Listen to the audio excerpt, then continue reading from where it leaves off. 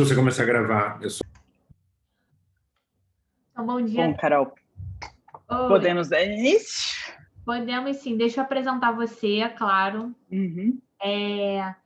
Bom dia, pessoal. A gente está aqui na nossa última aula do módulo 3, que é Infraestrutura e Desenvolvimento. Basicamente, nós tratamos sobre o marco do saneamento. E hoje, a Mariana Saragossa, ela é advogada, sócia do Stock Forbes Advogados, pós-graduada em Direito da Infraestrutura pela FGV e bacharel pela USP. Mariana, se eu esqueci alguma qualificação, você acrescenta, mas como o Bernardo falou anteriormente, a Mariana ela tem vasta experiência profissional nessa área e com certeza vai nos brindar com uma excelente apresentação que vai agregar bastante em relação a esse assunto. Então, queria agradecer mais uma vez a sua disponibilidade e a sua generosidade de estar aqui com a gente hoje, trocando esse assunto que com certeza é um assunto que você gosta.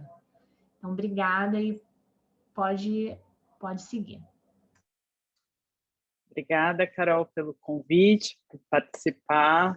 Para mim é uma oportunidade excelente aqui de trocar ideias, né, e conversar. Acho que é mais do que, enfim, as qualificações acadêmicas, eu sou uma super curiosa desses assuntos de regulação econômica e setores de estrutura. Então, eu tenho trabalhado com isso aí há mais tempo do que eu gostaria de confessar, mas no mínimo uns 15 anos, e sempre me interessei muito por esse assunto de saneamento básico. Acho que isso já remonta aí desde antes da lei original do saneamento, a 11.445, em 2007, já era um tema que chamava a minha atenção. Quem era o titular dos serviços de saneamento básico. Eu fiz um estudo sobre isso lá em 2007, quando ainda engatinhava essa discussão, tinham sido propostas umas ações diretas de inconstitucionalidade que depois vieram a ficar bastante famosas no setor, como a 1842, e já naquela época, né, eu via como um desafio essa questão da titularidade no caso do saneamento básico, em especial nas regiões metropolitanas, né? Naquela época a discussão era muito se a região metropolitana ela imprimia uma transferência da titularidade dos serviços dos municípios para o Estado, e, enfim, o arranjo que depois de mais de 10 anos, em 2017, o STF veio a decidir foi que não existe uma transferência propriamente dita da titularidade, e sim uma titularidade do próprio órgão interfederativo da região metropolitana, e dentro dessa decisão, né, da 1842 em 2017, tem muito gancho com o novo marco do saneamento e os modelos aqui de prestação regionalizada, né? Enfim, aqui a dinâmica, eu gostaria que, se vocês quiserem, né, mandar no chat, não sei se a Carol acompanha aqui o chat para a gente conversando, ou abrir o microfone. A ideia aqui é ter uma troca de ideias, né, uma conversa. Eu estruturei aqui em alguns tópicos, sem nenhuma pretensão de esgotar aqui os temas, mas mais para nortear enfim, essa questão da prestação regionalizada, e por que eu considero esse um dos temas talvez mais cruciais aí para o desenvolvimento do setor de saneamento no Brasil. E a gente avançar nessas discussões, né, uma das pautas mais importantes para que os investidores de fato tenham segurança jurídica nos investimentos no setor de saneamento. Basicamente, né, quando a gente está vendo uma coisa nova ou com uma nova roupagem, né? A gente sempre pergunta por quê, para quê, como é, o que come, de onde vem, onde mora.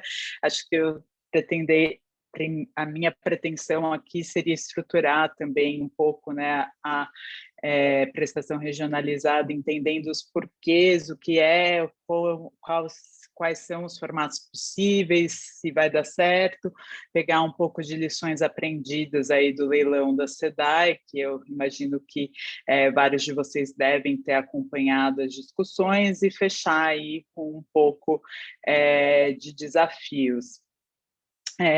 A título, né, de introdução aqui, eu trouxe algumas informações que acho que é um pouco chover no molhado, mas só para mostrar o tamanho do gap, né, de saneamento que a gente tem no Brasil. E por que faz todo sentido, né, investir em saneamento? Então, hoje em dia, né, da nossa população, você tem 35 milhões de brasileiros que não têm acesso à água potável e quase mais da metade, né, ou quase a metade, não tem acesso à coleta e ao tratamento de esgoto no Brasil.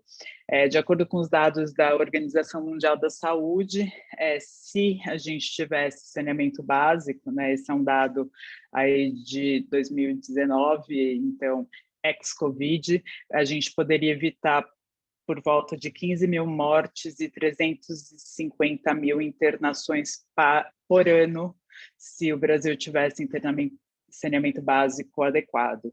E aqui, né, enfim, o no-brainer do investimento no saneamento é porque para cada real investido em saneamento, a estimativa é que você tem uma economia de R$ 4 com gasto em saúde. Então, é quase que intuitivo que faz mais sentido investir em saneamento do que correr para tentar salvar vidas decorrentes da falta de saneamento, né? Então, acho que esse é um contexto que eu quis trazer com essa pauta, mas tem, né, uma série de outros direitos fundamentais, direito à saúde, ao meio ambiente, ao desenvolvimento sustentável, enfim, infraestrutura, e a Constituição assegura todos eles aos cidadãos, e esses direitos só vão ser efetivados na prática se houver saneamento adequado. Então, por qualquer prisma que se olhe para a questão do saneamento no Brasil, parece ser um pouco óbvio que estamos muito defasados, né? Enfim, o nosso IDH não nos deixa mentir, que há ainda um desafio enorme pela frente, mas o norte, né, nós temos, e isso é bastante claro, que investir em saneamento é um norte agora para os investimentos de infraestrutura. Já era falado isso no passado, mas agora, com o novo marco do saneamento, começam as ações concretas para tentar efetivar esses investimentos e buscar assegurar esses direitos.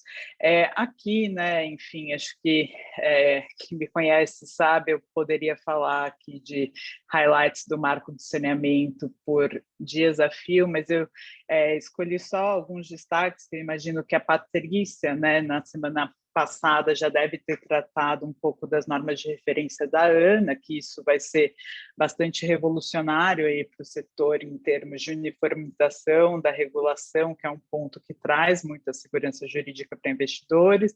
A gente tem a questão de você atrelar a continuidade da prestação de serviços pelas companhias estaduais de saneamento básico à demonstração da capacidade financeira, o que possivelmente, né, vai levar aí a uma onda de privatizações. Num estudo feito no ano passado, preliminar, houve uma estimativa que 60% das companhias estaduais não teriam capacidade financeira para universalizar os serviços até dezembro de 33. Então, eu até costumo falar que a gente está no momento da tempestade perfeita do setor de saneamento, porque a gente tem uma oportunidade de modernização dos contratos atualmente existentes, com essa nova onda de privatizações, ou para as companhias estaduais que tiverem, de fato, fôlego financeiro e robustez suficiente para atingir essas metas que são arrojadas, elas vão continuar, né, enfim, atuando aí em parcerias com os privados, ou só com os aportes de recursos vindos dos entes federativos, com foco na universalização dos serviços, né? E por fim, né, que o tema da aula, né, o gancho, houve um aprimoramento e um fomento ainda maior da prestação regionalizada, né? E, enfim, por que fomentar a prestação regionalizada e faz sentido isso, né? O que a gente tem no Brasil, né?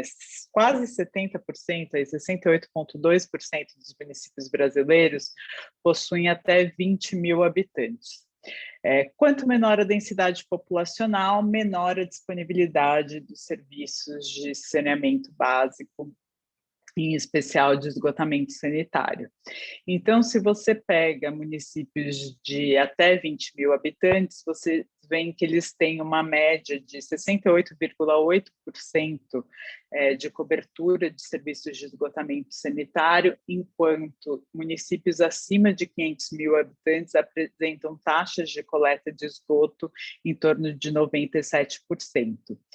Logo, né, enfim, é quase que forçoso concluir que o setor de saneamento, principalmente abastecimento de água e esgotamento sanitário, mas não só, ele se beneficia de economias de escala e muitos municípios brasileiros têm pouquíssimos habitantes, razão pela qual seria inviável, do ponto de vista financeiro, desenvolver esses serviços de forma equilibrada, né, e autossustentável nesses municípios com poucos habitantes.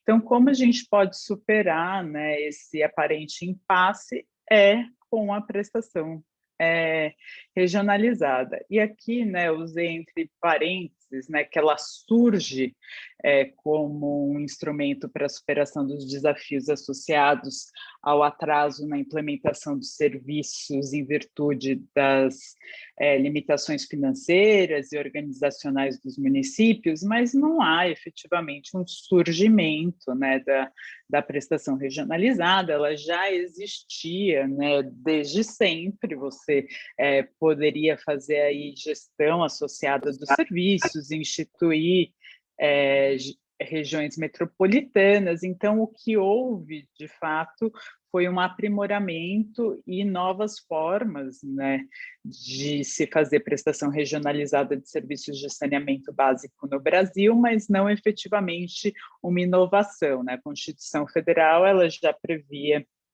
regiões metropolitanas, enfim, a gente não está falando de algo que em 2020 viramos a página, a gente só abriu o leque, o cardápio de opções para essa prestação regionalizada e a gente vai explorar um pouquinho como esse leque foi ampliado. Não sei se, acho que a Thalita estava querendo falar alguma coisa?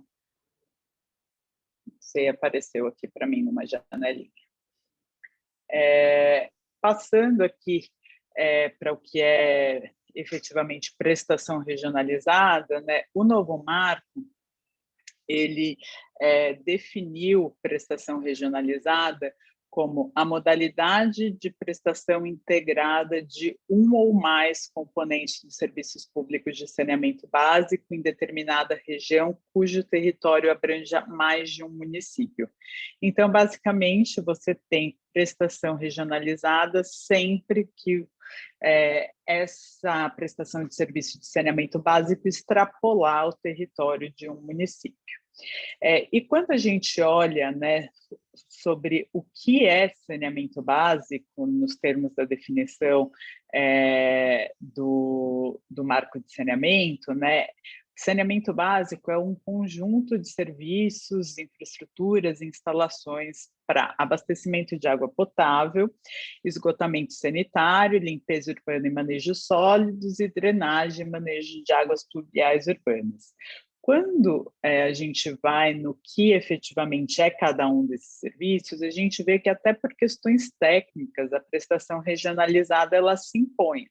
Porque quando você fala que o abastecimento de água, ele vai desde a captação até a ligação para o consumidor, até o medidor, muitas vezes, muitos municípios não têm de onde captar a água dentro do seu próprio território, então eles precisam da prestação regionalizada para poder ter a captação de água. E o esgotamento sanitário, a mesma coisa, né? Às vezes você não tem como dar a destinação final e fazer um lançamento ambientalmente adequado do esgotamento sanitário dentro dos limites, né, das fronteiras aí do próprio município. Então você precisa extrapolar esse território justamente para conseguir dar a destinação final adequada. A mesma coisa com manejo de resíduos sólidos, né? Muitos municípios, seja pela conurbação, seja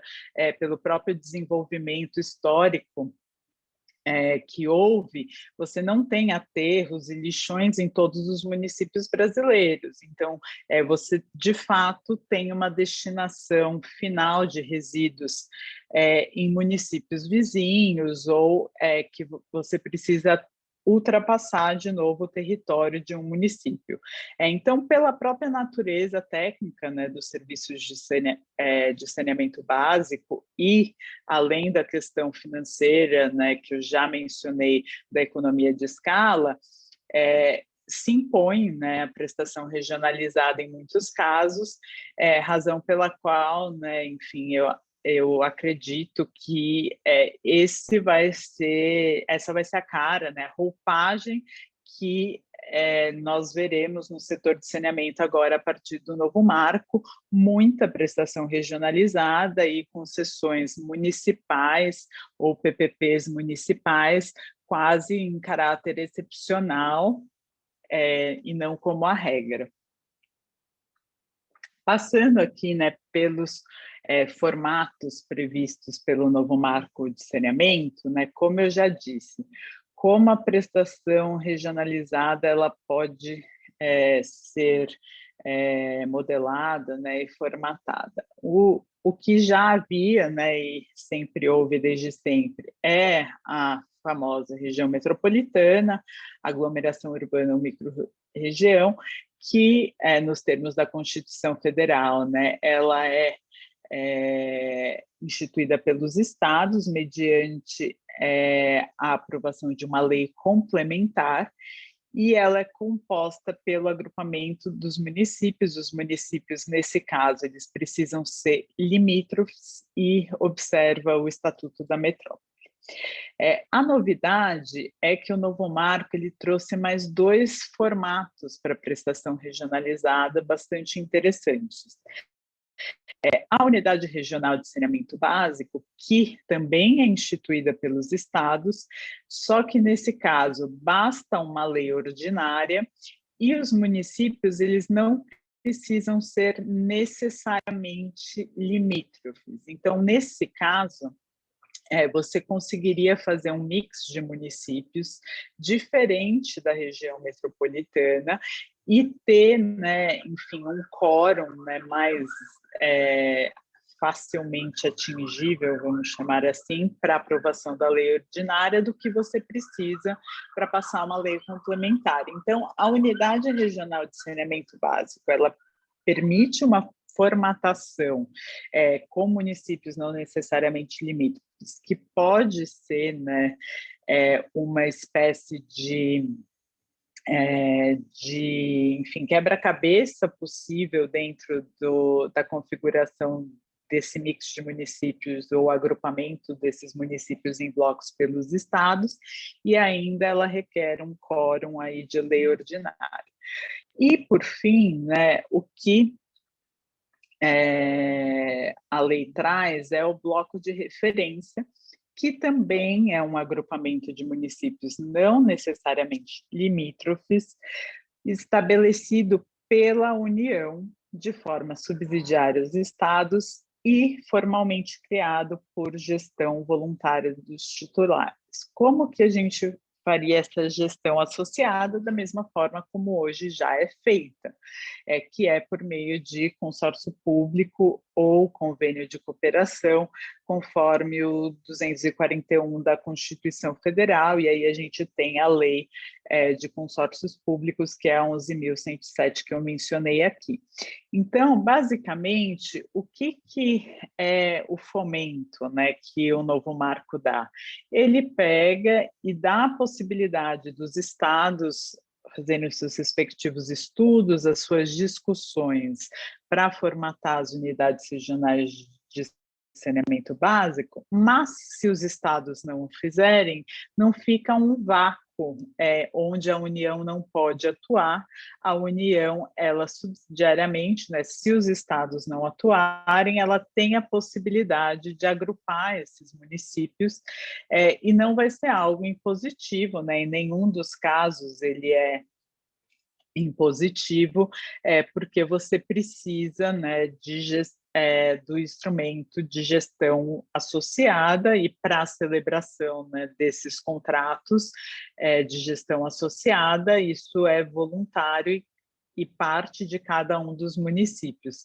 Então, a gente tem aqui a União, né, de fato, regendo essa nova página do setor de saneamento básico do Brasil, colocando essa possibilidade de atuação quase que por default, né, para não deixar uma lacuna ou um vácuo regulatório. Assim como as normas de referência da ANA, né, elas vão ser aí um norte para o setor avançar e uniformizar, a gente vê a União muito com esse chapéu de fomentar a prestação regionalizada e colocar e os estados num papel de fato, exercerem as suas competências, né, em prazos razoáveis, sob pena de atuação da própria União. Então, essa é a grande inovação aqui do novo marco no que se refere aos formatos possíveis para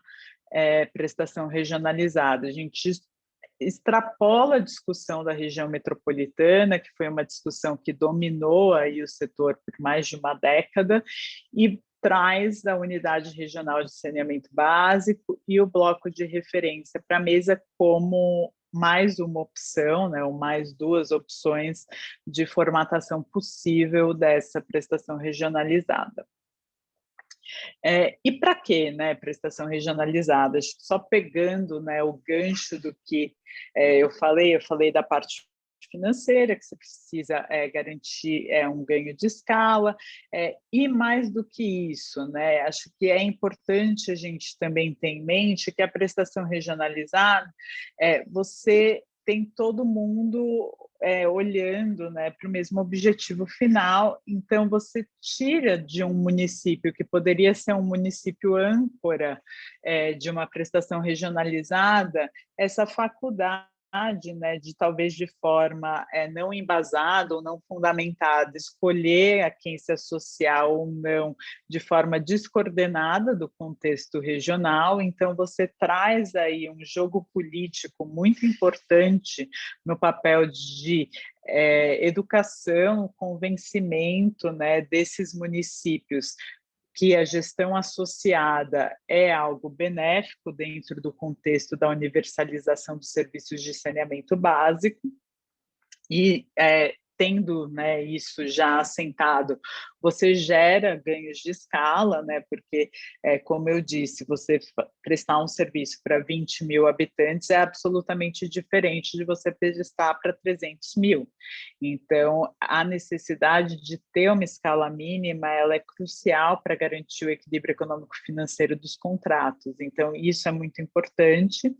Você assegura a viabilidade técnica dos serviços, né, como eu disse, né, água e esgoto, você tem um investimento muito forte em CAPEX para você conseguir fazer, então você vai ter uma configuração de agrupamento de municípios que não necessariamente vai ser igual para resíduos, porque para resíduos a questão da logística pesa mais, então o OPEX nos resíduos ele pesa mais do que na água e esgoto, então você pode ter uma configuração de bloco para água e esgoto, outra configuração de bloco para resíduos, e isso funcionar perfeitamente bem tendo em vista a especificidade técnica de cada um dos serviços. Inclusive, né, Minas Gerais propôs uma divisão de blocos que considera blocos de água de esgoto e blocos de resíduos, justamente por conta desses motivos.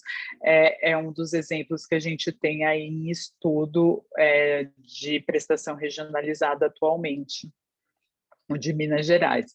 E um outro, né, ganho incrível da prestação regionalizada é você ter uma uniformização de planejamento, regulação, fiscalização. Se cada município, né, mal consegue executar o seu plano municipal de saneamento básico e cada um tem uma meta e cada um vai ter uma forma de fiscalização, isso gera uma ineficiência brutal. Então, a prestação regionalizada, ela faz com que todo mundo caminhe, né, com os mesmos objetivos, com um planejamento macro, que alinha, né, os interesses regionais, então isso extrapola um interesse local e passa a ser visto como um interesse comum. Você tendo uma regulação também para a prestação regionalizada, você acaba aliviando, né, a possibilidade de interferência política, que o risco político ainda é um risco bastante relevante para as concessões de saneamento básico, e você também tem a questão da fiscalização, né, que quando você usa os mesmos critérios para toda uma região, você tem menos suscetibilidade de levar essas discussões da fiscalização para uma judicialização e ter um engessamento aí da prestação de serviços ou alguma questão extracontratual não relacionada efetivamente à qualidade dos serviços interferindo nessa fiscalização.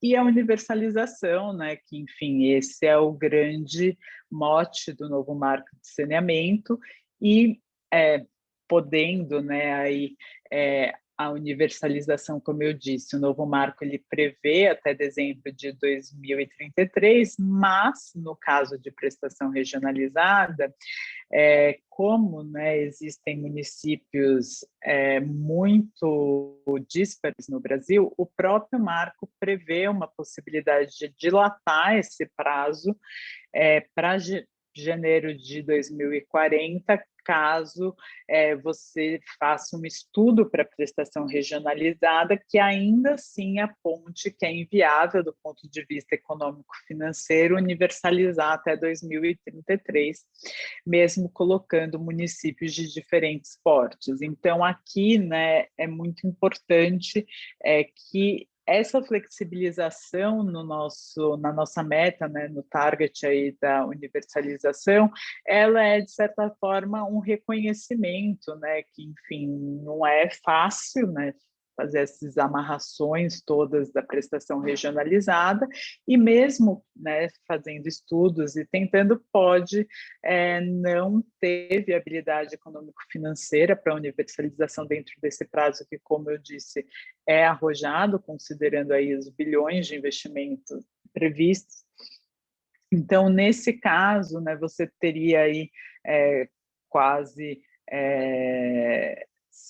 7 anos de, entre aspas, né, uma carência para tentar achar outras soluções para esses municípios. Passando aqui, enfim, para uma visão talvez mais pessoal, né, minha, acho que nem todo mundo compartilha da mesma visão, mas, né, com relação ao novo marco, como eu disse, na minha opinião, eu entendo que houve sim avanço. Existem desafios, óbvio, mas houve avanço no novo marco, razão pela qual eu tenho uma visão otimista, né, sobre a possibilidade desse modelo regulatório que temos atrair os investimentos necessários. Então, a minha ideia aqui, quando eu pergunto, né, se vai dar certo, é compartilhar com vocês que tem tudo para dar certo, né? Tudo indica que pode dar certo. E quais são os 3 fatores aqui que, na minha opinião, são drivers importantes para dar certo ou dar errado, né? A questão do modelo aqui, que, enfim, ficou conhecido aí como modelo filé com osso, não sei se vocês nos outros módulos ou nos outros setores que vocês já estudaram, alguém abordou esse tema, mas basicamente, né, o modelo filé com osso, ele consiste em você juntar um ativo que é mais rentável com um ativo que é menos rentável e licitar em conjunto esses ativos. Esse modelo foi usado com bastante sucesso, por exemplo, nos leilões de aeroportos recentemente, né, que você tinha um aeroporto âncora mais rentável com outros menos rentáveis, e, né, no caso de saneamento, me parece óbvio que a gente terá que adotar esse modelo também no saneamento. Então, o que hoje já se tem uma certa certeza, né, uma visibilidade, uma clareza, é que as grandes capitais podem, inclusive, ser fatiadas para dar uma robustez maior para os municípios menos densos em termos de população, né? Então, no Rio de Janeiro, por exemplo, né, a concessão que foi a leilão recentemente, você teve, de fato, um fatiamento do município do Rio de Janeiro, em que cada concessionária vai atender determinados bairros. Então, justamente porque a capital é onde tem mais densidade populacional, e isso seria mais rentável e daria aí entre aspas, né, subsídio cruzado para os municípios menos rentáveis. Então, eu vejo, né, muita possibilidade, né, de não só a gente ter municípios mais e menos rentáveis, como também com relação às próprias capitais, você tem uma espécie de fatiamento por bairro ou, enfim, regiões, para tornar esse modelo de filé com osso atrativo para os investidores. Daí aqui, enfim, o driver que eu considero, né, talvez o mais convincente, né, que é justamente seguir o dinheiro, né, o famoso follow the money. O que acontece, né? Acho que todos aqui sabem, mas, enfim, é histórico e é claro que o Brasil, né, o setor de saneamento básico depende, enfim, antes da entrada dos players privados e mesmo após a entrada dos players privados, muito da alocação de recursos públicos federais e de financiamentos com recursos da União. Então, a gente tem a Caixa como um dos principais bancos que financiam o setor de saneamento no Brasil, tem agora o BNDES também nesse papel, né, principalmente com os projetos que o BNDES está apoiando a modelagem. E o que o novo marco fala, né? Que você agora só aloca recursos públicos federais, né, ou geridos por bancos da União, quando tiver uma estruturação de prestação regionalizada. Então, aqui, né, o que a gente tem? A União vai liberar recursos de forma mais fácil se houver prestação regionalizada, e como há insuficiência de recursos privados para atingir a universalização nesse prazo, certamente a gente vai precisar dos recursos da União. Então, a gente tem esse drive da União priorizar a prestação regionalizada, e mais do que isso, né? Quando você tiver municípios com grandes déficits de saneamento, cuja população não tem a capacidade de pagamento, ou seja, você não conseguiria fixar uma tarifa para tornar o projeto viável do ponto de vista econômico-financeiro, tendo em vista a capacidade de pagamento que aquela determinada população tem, a União vai priorizar os recursos para esses casos, né? Então, o funding da União, nesse caso, ele vai estar muito atrelado à prestação regionalizada, e quem não tiver no modelo de prestação regionalizada, possivelmente vai ter muita dificuldade de acessar esses recursos, se é que vai conseguir acessar, né? Então, o fato de você aqui ter um grande bolso, dando o norte, que a prestação regionalizada é a saída para que os investimentos sejam feitos, é um indicativo bastante sólido, né, de que pode sair do papel se forem adotados modelos de prestação regionalizada que façam sentido. Aqui, né, enfim, eu coloquei tic-tac, quase que, enfim, sendo branda, mas os estados eles têm um prazo até 15 de julho deste ano para aprovar as unidades regionais de saneamento básico. Então, basicamente, os estados eles precisam se mover de forma célere, sob pena de a União atuar de forma subsidiária com os blocos de referência para não deixar aquele vácuo que eu comentei nos formatos, caso os estados eles não aprovem as unidades regionais de saneamento básico. Já houve movimentação, como eu disse, em Minas Gerais, em São Paulo também eu tenho notícia de que já houve movimentação.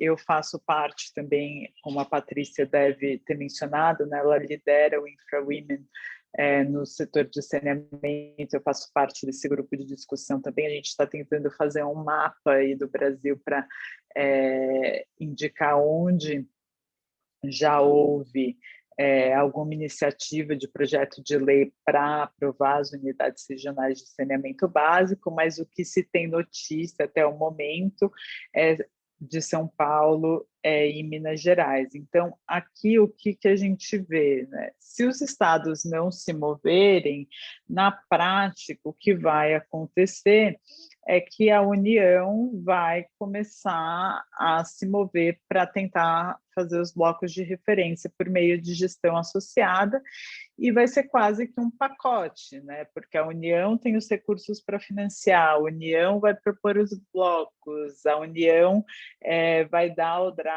também das normas de referência por meio da ANA para essa uniformização. Então, a gente vê a União assumindo muito esse papel de propulsor dos investimentos e talvez assegurando maior segurança jurídica para que novos players entrem no setor de saneamento no Brasil.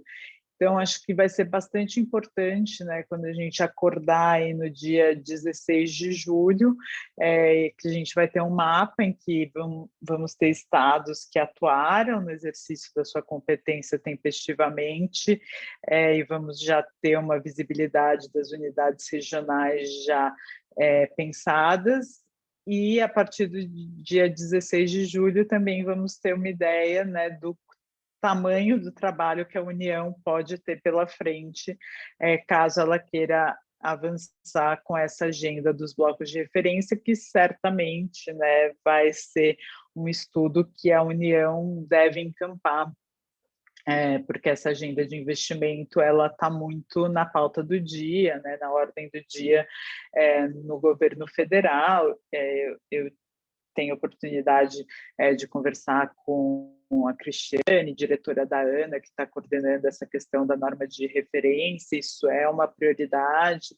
O próprio time do BNDES, que está à frente desses leilões de saneamento, e já tem aí no pipeline também 8 leilões entre esse ano e o próximo semestre de 2022, já com estudos para modelagem. Isso está, de fato, como uma prioridade. Então, é bem razoável supor aqui que, se os estados não se atentarem para esse prazo, a União deverá suprir essa lacuna com a propositura de alguma sugestão de bloco de referência, e isso, né, casado aqui com o dinheiro para financiar esses investimentos, parece ser um combo, né, entre aspas, bastante atraente para os municípios, que a gente não pode esquecer, tem uma capacidade financeira bastante restrita para esse tipo de investimento, né, bastante vultoso, e até uma capacidade, né, organizacional de contratar estudos para modelagem ou pensar um pouco fora da caixa, que não é algo trivial, né? Então nem todo município ele está adequadamente equipado para esse desafio de universalizar o saneamento até 2032. Bom, aqui acho que eu dei um overview para vocês de o que eu vejo, né, se vai dar certo, por quê, o que enfim, como pode ser, e um pouco de visão aqui de futuro, se der certo. E aqui, né, nessa etapa da apresentação, né, eu queria tratar um pouquinho do leilão da SEDAI. Eu imagino que vocês devam ter acompanhado toda essa discussão, né, estampou aí o noticiário por um tempo essas discussões da privatização da SEDAI, o leilão, e eu trouxe aqui dois pontos, talvez, de ordem prática para a gente discutir como a gente precisa ainda avançar na compreensão do que efetivamente é a prestação regionalizada e, enfim, questões aqui que surgem e acabam afastando um pouco o investidor ou podem eventualmente afastar, né, enfim, novos entrantes do setor quando eles olham para o nosso histórico recente, né? O leilão foi aí no mês passado, então isso está super fresco na memória do investidor. Então, explicando aqui uma das discussões, né, diversos pontos do edital do leilão eles foram judicializados por sindicatos, partidos políticos, enfim, e uma das discussões girava em torno do prazo da concessão. Basicamente, a modelagem do leilão da SEDAI previa um prazo de concessão de 35 anos para esses novos contratos de concessão dos 4 blocos que iriam ser licitados. E a legislação estadual do Estado do Rio de Janeiro prevê um prazo máximo de 25 anos para essas concessões. E daí isso foi judicializado, né, sob o argumento de que o prazo, portanto, da modelagem, ele violaria a legislação estadual. No fim do dia, né, sobre essa questão, houve uma liminar, né, que reconheceu que não haveria necessidade de observância da legislação estadual, porque se tratava justamente de uma prestação regionalizada, em que a titularidade dos serviços de saneamento básico não era do Estado, mas foi um ponto aí que até quase a véspera do leilão a gente estava na incerteza da obtenção dessa liminar. Então, imagina, você já entregou os envelopes, o leilão está marcado para daqui 3 dias e o investidor está te ligando para falar, mas e se no meio do caminho alguém falar que é 25 anos, eu já fiz a minha proposta considerando no meu valuation 35 anos, eu tenho direito a reequilíbrio econômico financeiro ou não tenho? Então, são questões, né, que acabam aí gerando insegurança jurídica e afastando potenciais investidores esse tipo de argumentação às vésperas do leilão. Não bastasse isso, né, enfim, acho que todos vocês devem ter acompanhado, que na véspera do leilão, o leilão estava marcado para uma sexta-feira, na quinta-feira, a Alerj aprovou um decreto legislativo que impedia a realização do leilão que estava marcado para o dia seguinte. E daí, no mesmo dia, né, ato contínuo, a votação da LERJ, o governador esclareceu, tá? E aqui eu vou ser enfática, que ele não tentou no mesmo dia derrubar o decreto legislativo estadual, ele só esclareceu que a competência não era do Estado, mas sim da região metropolitana e dos municípios, e decidiu prosseguir com o leilão marcado para o dia seguinte. E daí, qual que é, né, enfim, aqui talvez algumas das lições, né? Que o governador do estado do Rio de Janeiro, ele não era o titular, né? Então, de fato, ele não poderia decidir sozinho, né? Parar, continuar. Então, isso gera, né, um pouco de insegurança também, principalmente quando você pega e fala assim, nossa, mas se ele está falando que ele não tem competência para tratar disso, como que ele esclarece que ele não tem competência e daí está tudo bem, né? É um pouco sem sentido. Esse comportamento é até um pouco contraditório, às vezes, quando a gente fala, principalmente com investidor estrangeiro, mas isso não tem a menor lógica, né? E é um pouco talvez até ilógico o que aconteceu no leilão do SEDAI com relação aos atos normativos. Aqui, né, eu trouxe só para ilustrar, enfim, o ato do governador e uma lição talvez importante que a gente possa ter para modelagens futuras, né? Eu não vou ler aqui o ato inteiro, vou deixar um tempinho aí na tela, mas eu destaquei aqui 2 pontos que, para mim, eles são o nó da questão e foi aonde talvez a gente tenha que ter mais cuidado nas modelagens futuras, né? O que aconteceu nesse caso concreto, né? Você teve a instituição de uma região metropolitana. Essa região metropolitana, ela tem um conselho deliberativo, os municípios e a região metropolitana, né, eles decidiram conceder os serviços, eles aprovaram uma modelagem para essa concessão dos serviços que previa aí 35 anos e, enfim, outros contornos dessa concessão, mas houve a publicação de um decreto estadual que falava quais seriam, né, os critérios dessa modelagem, inclusive o prazo de 35 anos.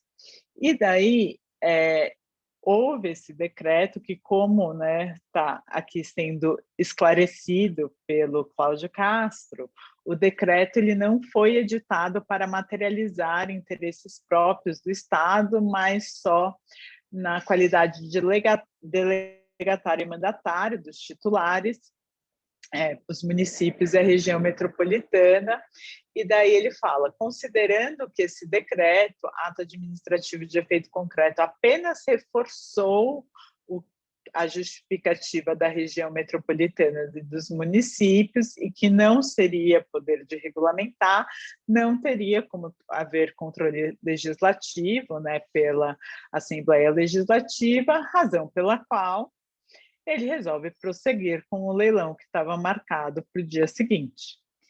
E daí, né, que vem as perguntas talvez um pouco, enfim, incômodas, né, dos investidores, que ele pega e fala assim, olha, se esse decreto não servia para nada e só para reforçar, né, a justificativa da própria região metropolitana e dos municípios, porque esse decreto existe e a resposta, né, aqui talvez seja, ele existiu talvez para só para dar ciência, mas daí será que o formato seria um decreto ou será que ele precisaria existir?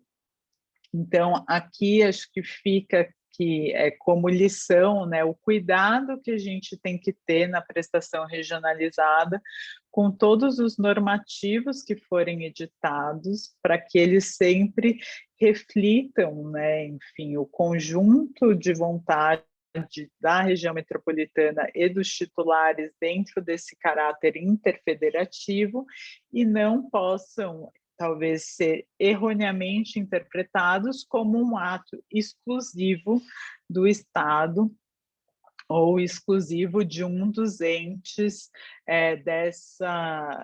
desse conglomerado interfederativo. Então, acho que esse exemplo aqui, ele ilustra bem essa questão desse cuidado, que talvez seja a lição que fica, que a gente deve ter na modelagem e na amarração jurídica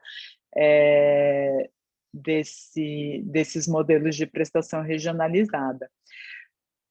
E daí, enfim, aqui, né, um apanhado aqui da lição, né, que fica do leilão, é que para todos esses que questionaram, né, os partidos políticos, os sindicatos, os juízes que concederam em primeira instância as decisões suspendendo a realização do leilão, etc., tudo isso denota uma falta de compreensão aí sobre os efeitos da adoção do modelo de prestação regionalizada, né, porque isso pressupõe, né, que todos os cotitulares eles têm uma colaboração e eles participam da tomada de decisões, né, como eu disse, né, desde o julgamento ali da 1842 e da pacificação desse tema pelo Supremo Tribunal Federal, não existe transferência da titularidade de um ente para outro ente,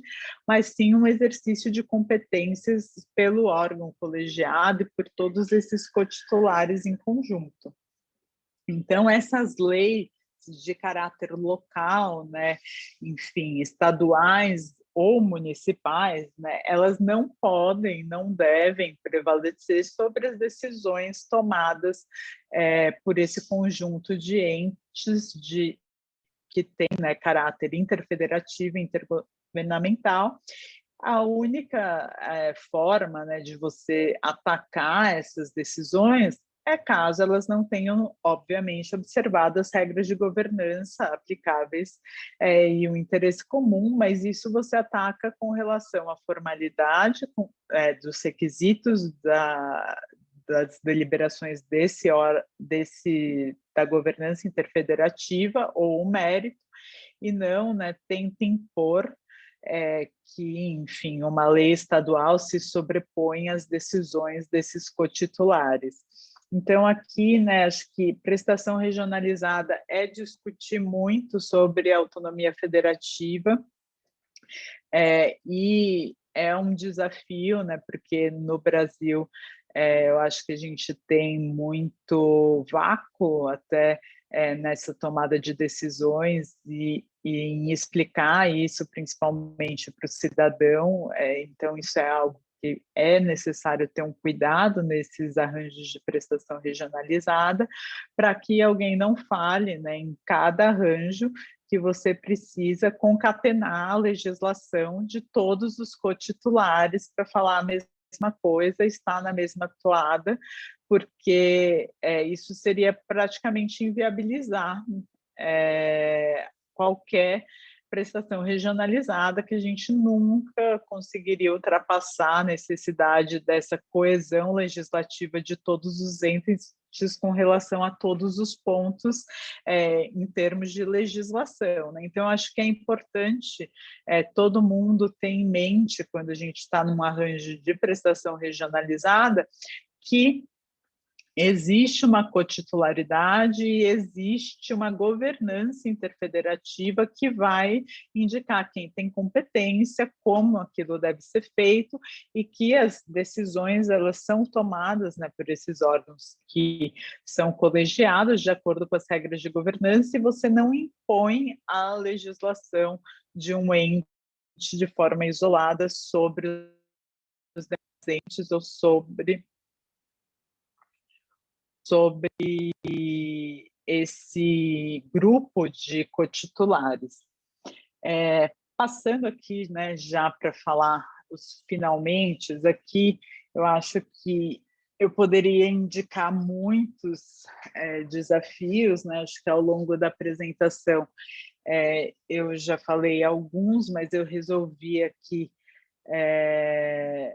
destacar talvez três que eu acho que eles são bem palpáveis, né? E é fácil até de explicar para a gente conversar, mas vejo outros, sabe? A gente está tendo um debate no Brasil muito interessante sobre prestação regionalizada, a gente tem muitos estudiosos pensando esse tema e levantando questões interessantes, né? Então, eu acho que aqui a gente tem muito espaço ainda para produzir alguma, enfim, doutrina de qualidade ainda sobre esse tema que vale a pena, né? Enfim, eu acho que eu sou um pouco suspeita porque eu estudo isso há quase mais de 15 anos e sempre me fascinou muito essas mecânicas de como assegurar que a Constituição seja respeitada nesses arranjos de prestação regionalizada, mas eu vejo que a prática vai nos colocar questões novas e novas formas de resolvê-las. Então, aqui eu convido a todos também a participar desse debate que está bastante acalorado nesse momento aqui no Brasil. Os desafios que eu destaquei aqui, o que eu vejo, né? Primeiro, né, deles é a questão de você precisar de colaboração, né, dos entes subnacionais, e a gente está num cenário profundo de polarização e falta de diálogo, né? Então a gente vê aí que é difícil você conseguir olhar para além do seu interesse local, para além do seu município, para além da eleição que é daqui a 2 anos e que você precisa de uma plataforma e votos e palanque, para um projeto de infraestrutura que vai ter um tempo de maturação aí de 20, 25, 30, 35 anos, e é um projeto de futuro que precisa, né, ceder em muitos pontos e encontrar pontos de contato para superar eventuais divergências, né, políticas e até questões que não estão efetivamente atreladas à pauta do saneamento básico. Então, você conseguir talvez fazer a ponte para ter esse diálogo, porque, como eu disse, né, a gestão associada ela é voluntária, ela não é impositiva. Se você não tiver os municípios dentro do mesmo barco, não adianta, não iremos para nenhum lugar na prestação regionalizada. Então, a sensibilização, né, de todos sobre a necessidade de ter uma postura colaborativa na construção dessa solução da prestação regionalizada e com muito diálogo, né, é muito importante para que isso consiga avançar, né? Não dá para cada município pegar e falar assim, quer saber? Eu tenho aqui 500 mil habitantes, vocês aí que estão me rodeando, azar o seu, que cada um de vocês não consegue sozinho, eu faço sozinho, né? Porque chega uma hora que isso é insustentável e a gente vai ter muita discussão judicializada, se for o caso, né, de ter essa postura mais, entre aspas, né, egoística e menos voltada para o interesse comum na prestação regionalizada. Então, acho que o primeiro ponto e o primeiro desafio é justamente a construção dessas pontes, esse diálogo, esse processo de convencimento dos titulares dos municípios e de qual que é a definição do formato, né, dessa prestação regionalizada da forma mais, enfim, eficiente possível. Aqui o segundo ponto, né, é assegurar segurança jurídica por meio de uma estrutura de governança interfederativa sólida.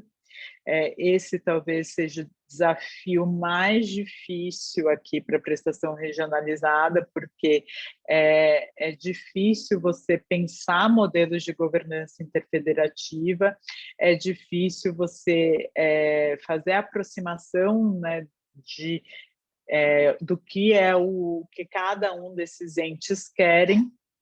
Então, tem algumas questões, né, que eu acho que não existe resposta certa e errada, e vai depender muito do caso concreto, o que a gente vai ter como melhores práticas, mas algumas questões, né, que se impõem quando a gente está falando de modelagem e amarração jurídica enfim, normativos, né, que, como eu disse, você vai ter uma região metropolitana, você vai ter um órgão colegiado decidindo as coisas, isso vai ser por meio do quê? De resoluções, aquelas resoluções bastam, né, você precisa de um convênio de cooperação, você vai precisar que isso seja assinado por todos os entes, isso já está assinado, qual que é a formatação disso, quais são as cláusulas, quem tem voz, quem tem voto, quem tem veto. Então, como você atribui o peso para o voto de cada um desses municípios, e aqui eu faço uma provocação, se quem tem maior população e seria, né, o âncora aí desses blocos, deveria ter um peso maior nos votos, todo mundo deveria ser, cada titular um voto, como que você faz para definir a questão do voto, para definir a questão da voz também, a sociedade civil, faz sentido ela participar, não faz sentido ela participar, se ela participar, ela deve ter voz, não deve ter voz, deve ser simplesmente para fins meramente informacionais, você normalmente nessas modelagens, você tem órgãos consultivos de caráter técnico, porque são discussões difíceis, órgãos deliberativos, que esses sim têm o voto, né, e o veto. Então, é uma modelagem complexa de amarrar quem faz o quê, quem tem voz, quem tem voto, como que você computa esses votos, e quem no final tem, enfim, voto de Minerva, e quando você tiver uma divergência, como você busca soluções, né, no caso de divergências. Acho que essas são questões importantes quando a gente está pensando na modelagem jurídica desses esquemas de prestação regionalizada. E acho que é importante também aqui um ponto, né, sobre a adesão e a saída de municípios, né, isso é talvez o calcanhar de Aquiles dos projetos de prestação regionalizada, caso isso não esteja bem definido nos respectivos instrumentos normativos e instrumentos contratuais. Por quê? Toda vez que alguém entra num agrupamento de blocos ou alguém sai, você vai ter um impacto no equilíbrio econômico-financeiro daquela concessão.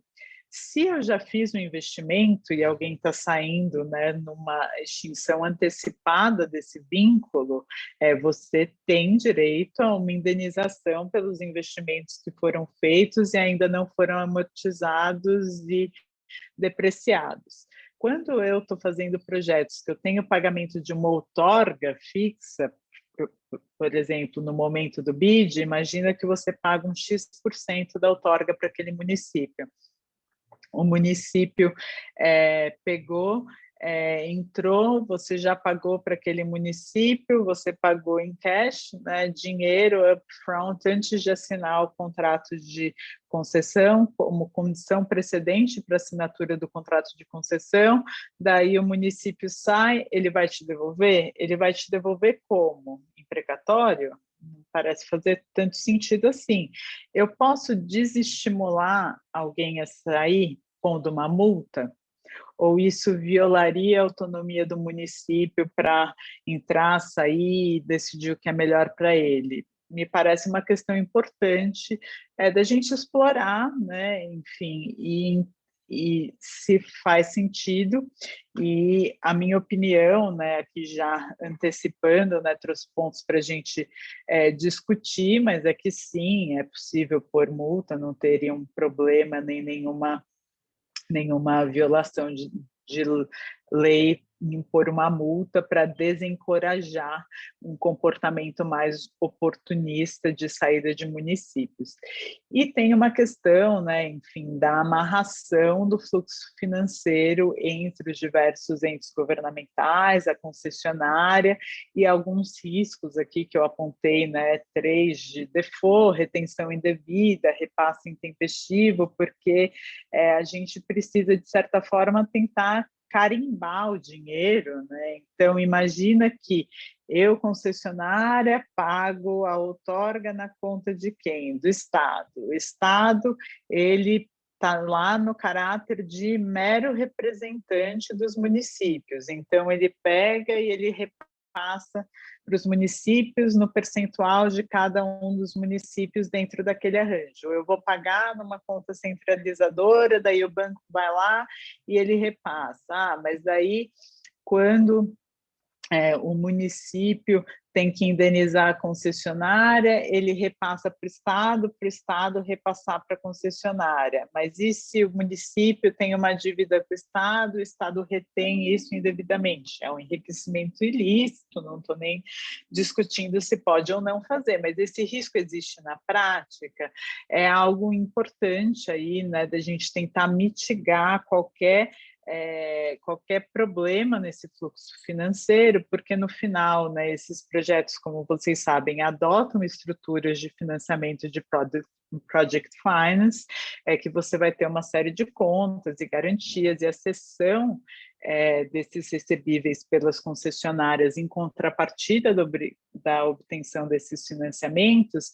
Então, entender de maneira absolutamente clara, né, o fluxo financeiro e se existe algum risco de default, retenção indevida ou até de um repasse aqui intempestivo é muito importante para até na negociação entender qual é a contrapartida que esses stakeholders, né, esses bancos vão exigir da concessionária. Então, em modelagens, por exemplo, na questão da SEDAI, né, eu compro a água da SEDAI. Eu comprava porque a SEDAI ficou responsável pela produção de água e a concessionária paga para a SEDAI. E daí, o que acontece se eu tenho alguma divergência, ou se a SEDAI ela precisar me entregar água, e daí eu crio um direito indenizatório contra a SEDAI, que é uma companhia controlada pelo Estado. Então, toda essa amarração, né, principalmente se ainda estiver um complicador de um contrato de produção de água, por exemplo, ela é muito importante, né, de você pensar nisso quando está fazendo a modelagem para assegurar aí maior segurança jurídica para essas concessionárias, seus respectivos investidores. E aqui, por fim, né, acho que é um pouco um dos objetivos, talvez, desse bate-papo, de tudo que a gente está vendo aí como os artigos, né, é importante nivelar os conceitos e o conhecimento, né, entre os diversos stakeholders envolvidos nessas discussões, inclusive o Poder Judiciário, né, porque às vezes a gente vê na semana que vai acontecer o leilão, né, liminares bastante pouco embasadas do ponto de vista de prestação regionalizada e de competências dos entes titulares nesses arranjos de conglomerados, né, porque é algo que ele é um pouco fora da caixa, né? Você fala, não se aplica a lei do município X ou a lei do município Y ou a lei do estadual, aplica a resolução do Conselho da região metropolitana.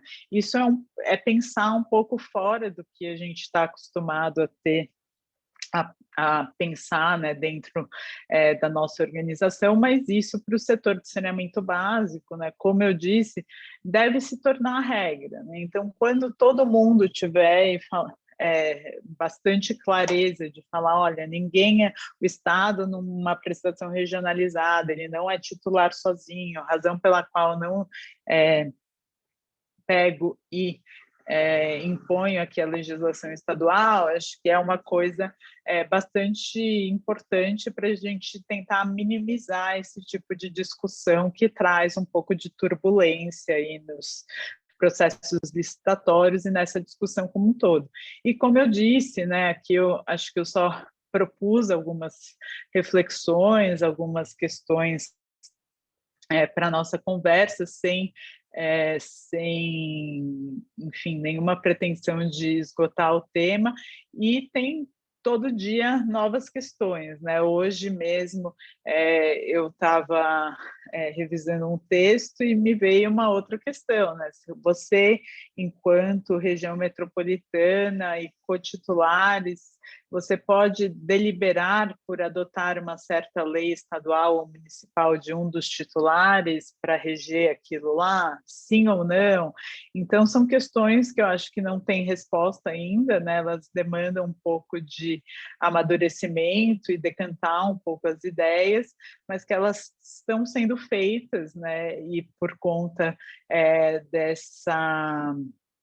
desse holofote que está sendo colocado no setor de saneamento, que eu acho muito bom, a gente fica aqui com o dever, né, de aprofundar os nossos estudos e continuar contribuindo aí para esses debates, para que o setor possa avançar como um todo, né? Eu acho que aqui, mais do que enfim, a questão do debate na academia, né, e aqui nesse curso de extensão, que eu acho incrível a gente poder proporcionar isso, um debate acadêmico, esse debate ele tem efeitos concretos muito mensuráveis, né, muito próximos de todos. Então, aqui eu acho interessante que a gente está estudando um tema não só pelo amor ao debate, mas sim porque ele vai ser bastante definidor de por onde, para onde o setor de saneamento pode avançar no Brasil. Então, acho que, enfim, é muito estimulante ver tanta gente interessada no setor e participando dessa construção e compartilhando conhecimento.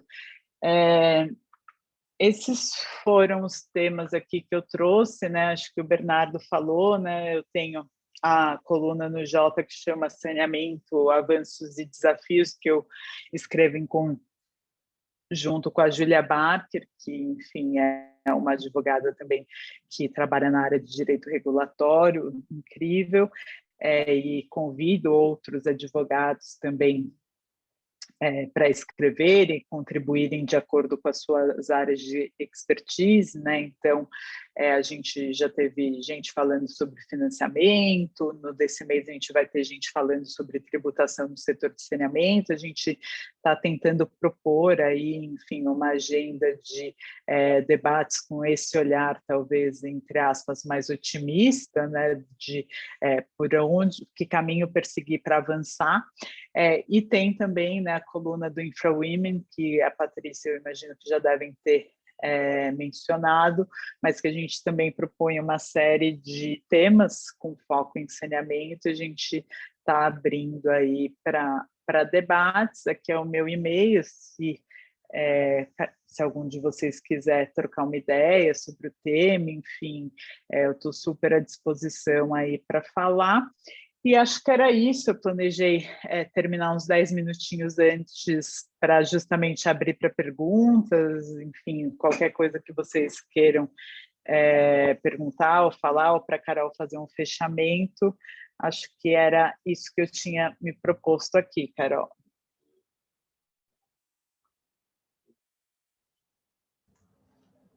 Tá ótimo, Mariana, obrigada. Eu gostei bastante da apresentação e eu fiquei bastante pensativa, porque eu não atuo nessa área, né, de infra de saneamento, estou na área de petróleo. Uhum. Mas eu imagino, assim, se eu estivesse voltando na época da rodada zero, é praticamente uma rodada zero, né? Agora que você está enfrentando. Então, acho que eu devia ter inquietudes muito parecidas com o que você está agora. Esses arranjos empresariais que você deve estar montando devem ser bastante desafiadores. e ainda com esse componente regionalizado que a gente viu aqui nos módulos, né, principalmente na sua apresentação, no sentido de que, pelo menos no petróleo, a gente está lidando ali com a União, né? A gente tem ali o CNTE, a ANP, e Uhum. é isso. A gente tem as questões de licenciamentos ambientais que às vezes complicam, e complicam até bastante, né? Isso é uma das coisas que nós falamos aqui no módulo anterior de petróleo, que é essa falta de conversa entre os entes. A gente viu isso no compliance, a gente viu isso no petróleo, e a gente viu isso aqui. Você acha que isso está melhorando na área de saneamento, essa conversa entre os entes? Porque às vezes eu fico com a sensação que a administração fica cada um na sua caixinha. Eu acho que a gente está agora, talvez, no momento entre a cruz e a espada, né? Porque a gente tem uma legislação, né, enfim, que ela está atrelando o recebimento de recursos a essa conversa evoluir. Então, eu não acho que assim foi um dia alguém acordou e falou: nossa, vamos de boa vontade aqui começar a ter uma conversa mais cordial, buscar soluções, etc. Eu acho que a gente está sendo, talvez, enfim, por uma questão econômico-financeira, né, guiado para esse caminho mais de conversa e que não foi algo espontâneo, né? Pelo contrário, a gente está tendo que empurrar de forma bastante veemente, né? Isso com alguns incentivos até via lei. Então, o fato é que, independentemente da forma como isso está sendo, né, o propulsor, o importante para o setor de saneamento era sair da inércia. Né? A gente estava muito empacado, né, nesse modelo que agora a gente tenta avançar, e a ideia, né, de construir esse diálogo, a prestação regionalizada, eu acho que vai trazer uma certa abertura para que essas pontes, essas conversas, elas evoluam. Não acho que é alguma coisa que surgiu naturalmente, era algo que já ia, enfim, acontecer sem um empurrãozinho, mas o empurrão veio. Então, agora eu acho que está todo mundo com isso mapeado. Verdade. Eu gostei bastante de trazer esse tema. Eu gosto muito todos os temas ligados assim à questão de infraestrutura, energia, que geralmente são temas que nós acabamos não vendo na graduação, né? E Sim. geralmente a gente vai se debruçar sobre esses temas só se a gente trabalhar na área. E eu acho que a discussão perde bastante quando a gente não apresenta isso, porque vários estudos poderiam ser feitos na academia se a gente expusesse os alunos a esses temas, né? E Sim. acho que a gente fez isso com grande maestria.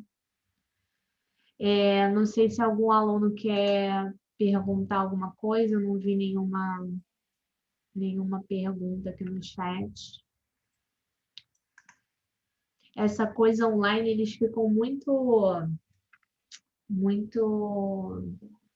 receosos, eu acho, de falar. Gente, por mim, assim, pode perguntar. Eu acho que a gente, com relação a esse tema, tem até mais perguntas do que respostas, né, ainda. E é como a Carol falou, acho que a sua comparação com a rodada zero, ela é precisa. E é interessante, né, até a questão do risco Brasil no setor de saneamento e da prestação regionalizada, né? Porque, para vocês terem uma ideia, aqui contando um pouco de bastidores, né? Eu estava acompanhando uma reunião de conselho de administração que era para aprovar participar ou não, né, do leilão da SEDAI. Um dos conselheiros, né, cabeça branca, muitos anos de Brasil, já pega e fala assim, mas qual que é o risco de acontecer nessa concessão a mesma coisa que o Crivella fez na linha amarela, de pegar um trator e passar por cima do pedágio, né? Enfim, de forma, entre aspas, rasgar ali o que você está me falando que o contrato diz.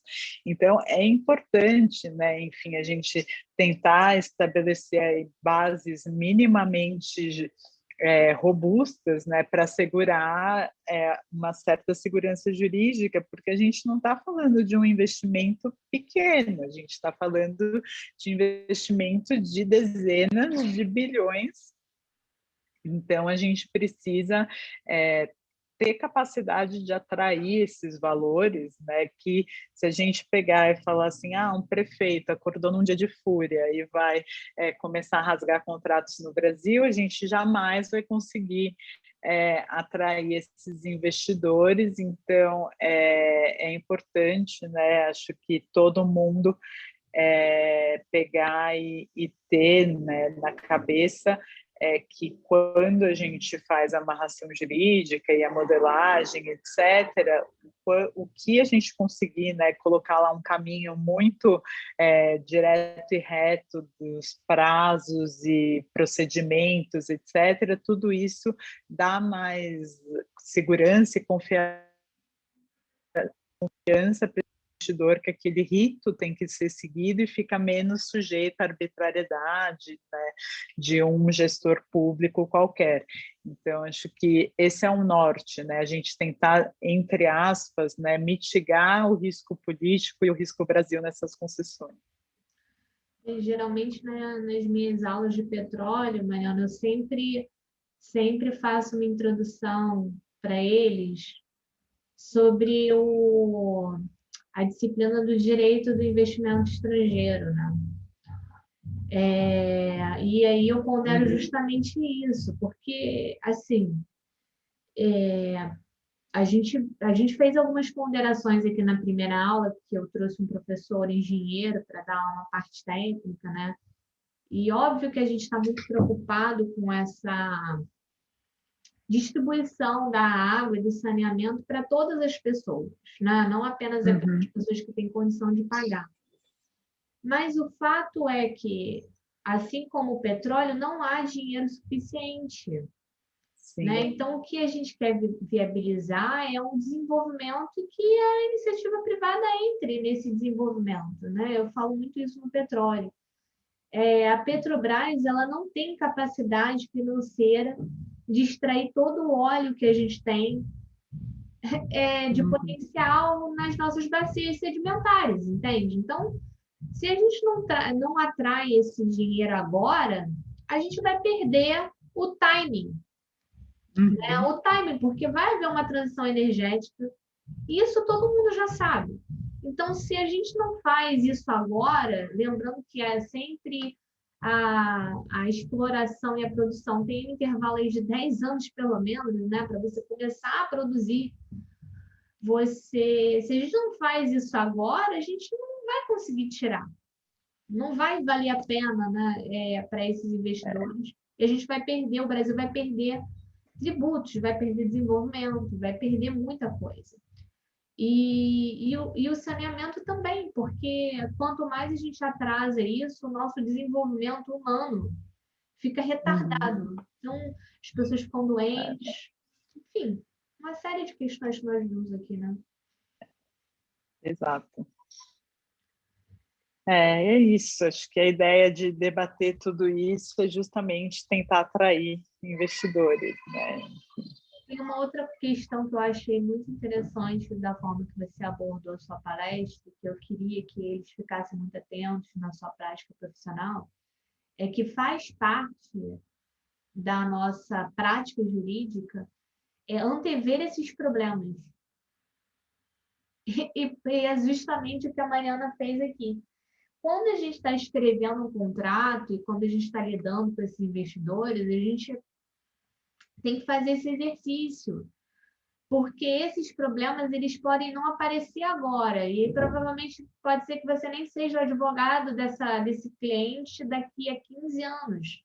Mas eles vão perguntar quem foi o advogado que carimbou o ok nesse contrato. Então, assim, a gente tem que ficar muito atento como jurídico para apontar tudo que é necessário apontar, que você conseguir fazer um parecer, documentar isso, né, Mariana? E não se omitir no máximo possível, porque isso volta. Esses investimentos de longo prazo, eles sempre voltam. Então, esse exercício de pensar nos problemas, ele é muito importante. Sim, sim. Tentar antecipar, né? Antever para mitigar. Exatamente. Então, não tendo mais Legal. nenhuma pergunta, eu vou encerrar aqui, agradecer mais uma vez a sua presença, a sua disponibilidade de estar aqui com a gente. E convidar você para Obrigada. as próximas palestras. Obrigada. Excelente. Obrigada pela oportunidade, cara. Espero que vocês tenham gostado aí da aula, tenha sido útil e fico à disposição. Um abraço. Obrigada. Tchau, tchau.